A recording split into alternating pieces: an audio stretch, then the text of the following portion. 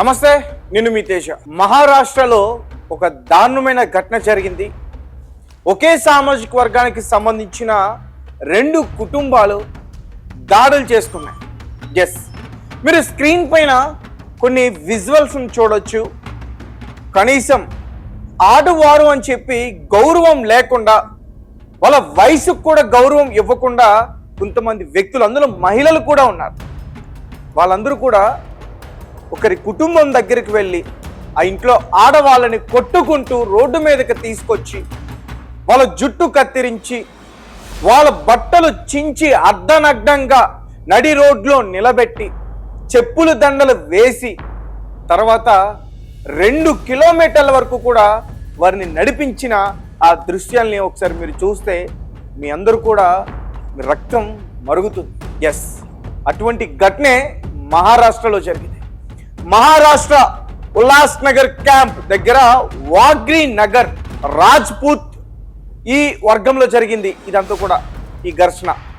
So కాంతా ప్రేమ్ రాజ్పూత్, గీతా రాజ్పూత్, అలాగే వారి కుమార్తె డాక్టర్ అంజలి, వారి కుమార్, వీళ్ళ కుటుంబాన్ని అదే సామాజిక వర్గానికి సంబంధించిన ఒక ప్రెసిడెంట్ కుటుంబం బహిష్కరించిందంట.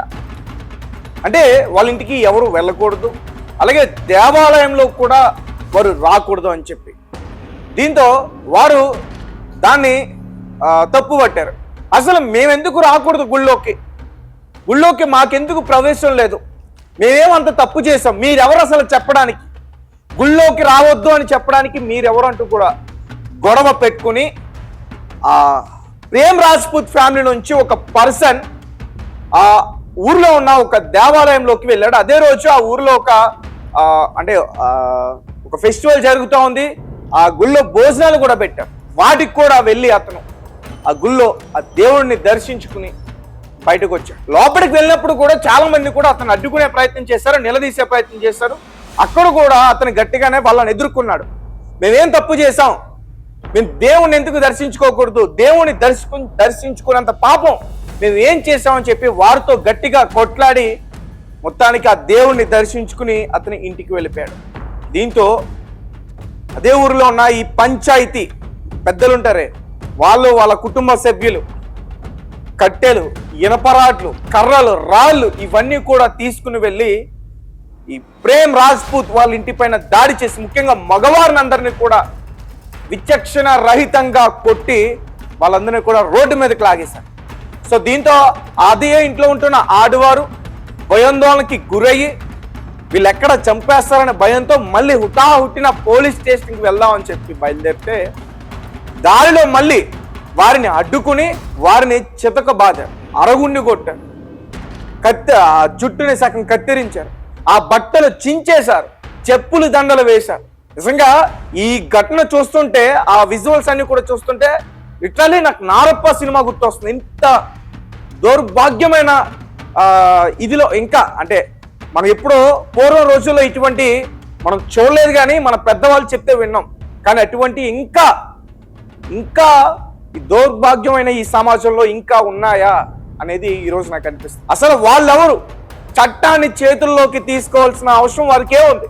అసలు బహిష్కరించడానికి వాళ్ళకి ఏ అర్హతలు ఉన్నాయి?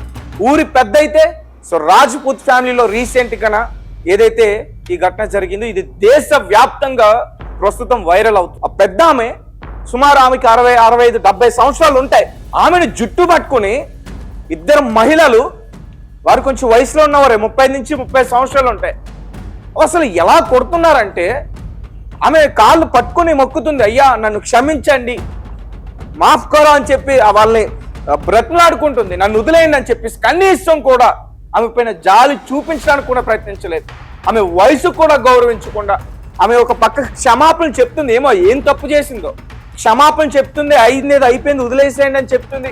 అయినా సరే ఈ చెంపల మీద కొడుతూ ఆ వీడియోని రికార్డ్ చేశారు.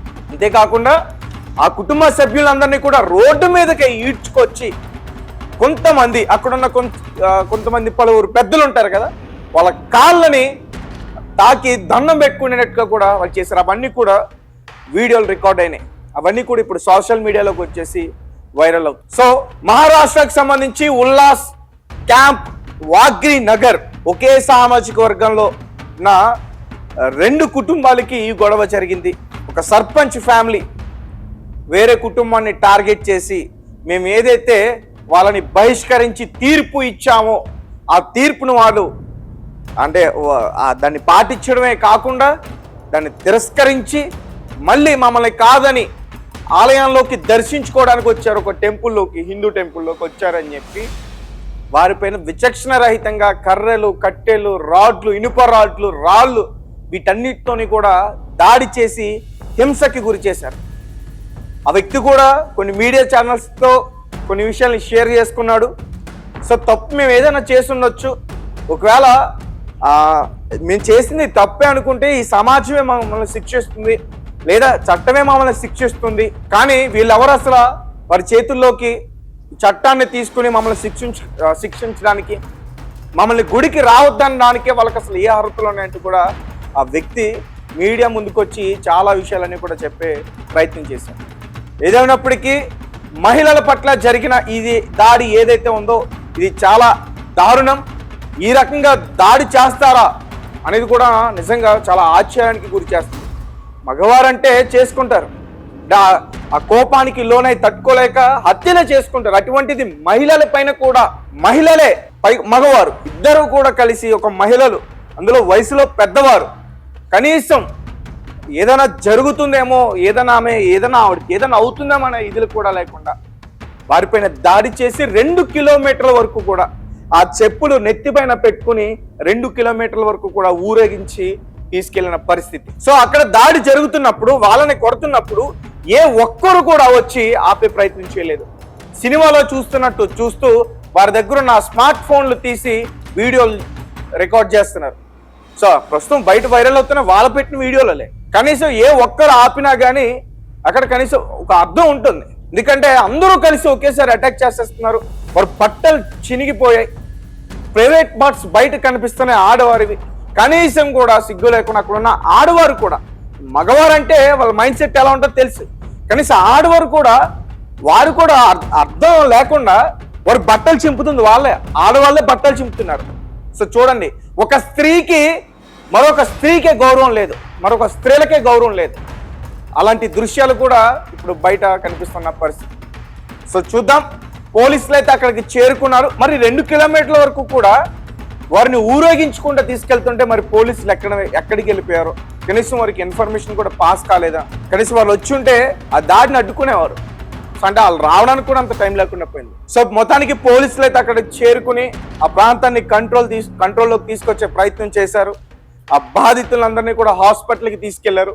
మనం చూడొచ్చు, పాపం చేతి నిండా, ఒంటి నిండా, కాళ్ళకి, ఆ ముఖానికి పూర్తిగా గాయాలయ్యాయి. కన్ను కూడా డ్యామేజ్ అయింది పాపం ఆ వృద్ధురాలికి. సో ఇలా చాలా దాడికి గురయ్యారు. పోలీస్ స్టేషన్కి తీసుకెళ్లారు, కేసులు పెట్టించారు. బిఎన్ఎస్ ఐపీఎస్ సెక్షన్ల కింద కొన్ని కట్టుదిట్టమైన సెక్షన్స్ కింద వారిపైన కేసులు నమోదు చేసి వారందరినీ కూడా అదుపులోకి తీసుకున్నారు. ఈ రాజ్పూత్ ఫ్యామిలీకి సంబంధించి దగ్గరగా 8 మందిని అదుపులోకి తీసుకున్నారు, అరెస్ట్ చేశారు పోలీసులు.